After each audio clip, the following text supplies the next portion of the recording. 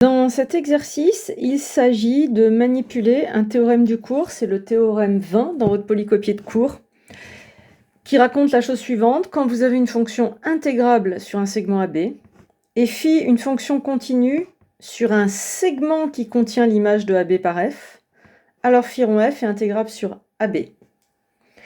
Je vais rappeler ce qu'on appelle l'image d'un segment par F. C'est quelque chose que vous avez vu en L1. Sont des parties usuelles. L'image d'un intervalle AB, c'est l'ensemble, c'est qui stocke les variables f de x où x est dans AB. Et la notation par défaut, c'est ça, f de l'intervalle.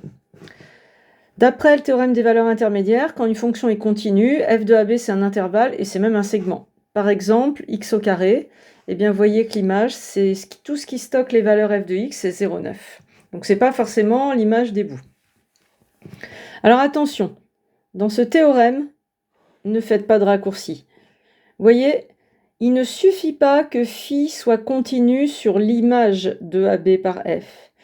Il est impératif que phi soit continu sur un segment qui contient l'image de AB par F. On va voir ce que ça implique dans la question D. Je ne veux pas vous spoiler, mais ici c'est extrêmement important qu'on ne se contente pas de dire phi continue sur f de AB, mais bien phi continue sur un segment qui contient l'image de AB. Alors, pour la question A, ici, eh bien, c'est un peu dans votre cours, hein, on revient dessus. Vous posez phi de x égale valeur absolue, et puis vous rappelez qu'on est dans les hypothèses du théorème. D'après l'énoncé, notre fonction f, elle est intégrable sur le segment. J'ai le droit d'affirmer que phi est continu sur un segment qui contient f de AB, parce qu'en fait, phi, elle est continue sur R, donc voilà.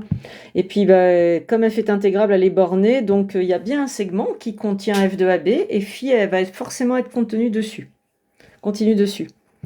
Et donc, d'après le théorème du cours, valeur absolue de f, c'est phi rond f, c'est intégrable sur AB.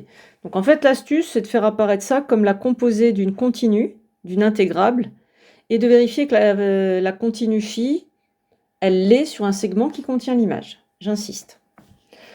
Ici, ça repose sur des formules qu'il faut apprendre, qui seront énormément utilisées en L3.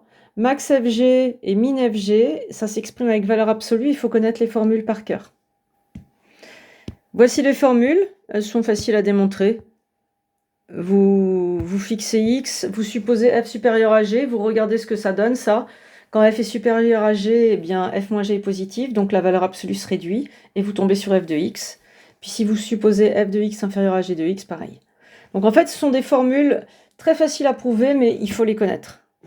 Donc le max de fg, c'est la moyenne entre f plus g et la valeur absolue, et le min, c'est quand on fait la différence au lieu de l'addition, un demi. Bon, une fois qu'on a ces formules, la question a été terminée, c'est plus qu'une question d'opération. On sait que quand on additionne de l'intégrable, c'est intégrable. Valeur absolue d'une intégrable est intégrable. Donc voilà. Par opération d'addition et de valeur absolue, max fg l'est aussi, et on aurait pu dans cet exo vous demander également min fg. La question B repose sur le même principe, le théorème du cours et une formule. Vous posez phi égale x au carré, donc vous avez f carré, c'est phi rond f. Vous n'avez plus qu'à expliquer que phi est continu sur un segment qui contient f de AB, mais ça c'est évident puisque phi elle est continue sur R, et donc vous chopez l'intégrabilité de f carré. Pour récupérer le produit fg, c'est la même combine que pour le max. C'est une reformulation usuelle à connaître.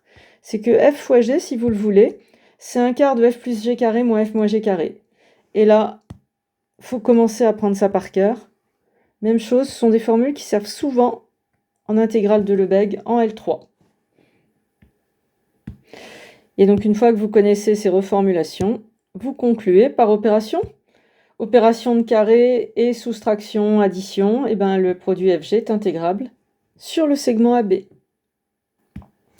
Pour la question petit c, même combine. Vous remarquez que racine c'est phi rond f ou phi c'est racine de x. Phi est continue, donc elle sera bien continue sur un segment qui contient f de AB. Notre fonction est positive, bornée puisqu'intégrable. Et donc, il n'y a pas de problème avec le théorème du cours. Alors, ce qui peut être intéressant, c'est la question D. Pour comprendre pourquoi c'est important de parler de segment qui contient l'image et pas seulement continu sur l'image. Alors regardez, là on pourrait tenter de faire la même chose, on poserait phi égale 1 sur x, et on dirait que 1 sur f, c'est phi rond f. Sauf que là, on va avoir un problème. On ne va pas pouvoir forcément affirmer que phi est continu sur un segment. Avant de vous en convaincre, je vous montre que voilà, 1 sur f, c'est pas toujours intégrable quand f est intégrable. J'ai posé cette fonction, x sur l'intervalle ouvert, semi-ouvert 0,1 et 12 en 0. Alors elle est continue par morceaux sur 0,1, donc intégrable sur le segment. Et elle ne s'annule pas, donc elle est conforme aux hypothèses. Et maintenant, si je pose 1 sur f c'est la fonction 1 sur x sur l'intervalle 0,1, il n'y a pas de problème de définition, et 1/12 en 0. Et vous voyez, 1 sur f, c'est facile d'expliquer qu'elle n'est pas intégrable, parce qu'elle n'est pas bornée sur le segment, puisque ça tend vers l'infini en 0+. Donc, on vient de montrer que si f est intégrable et qu'elle ne s'annule pas, 1 sur f ne l'est pas forcément. Alors, pourquoi le théorème ne fonctionne pas? Regardons sur notre exemple. L'image de 0,1, c'est l'intervalle 0,1 union 12. C'est toujours borné, hein. Ça tient dans un segment, l'image de 0,1, puisque ma fonction est intégrable. Mais le problème ici, c'est que phi, elle, n'est pas continue sur un segment qui contient f de 0,1. Elle est continue sur l'image, ça ok, mais je ne pourrais pas trouver de segment, parce qu'un segment qui contient ça, il faut qu'il y ait 0 dedans.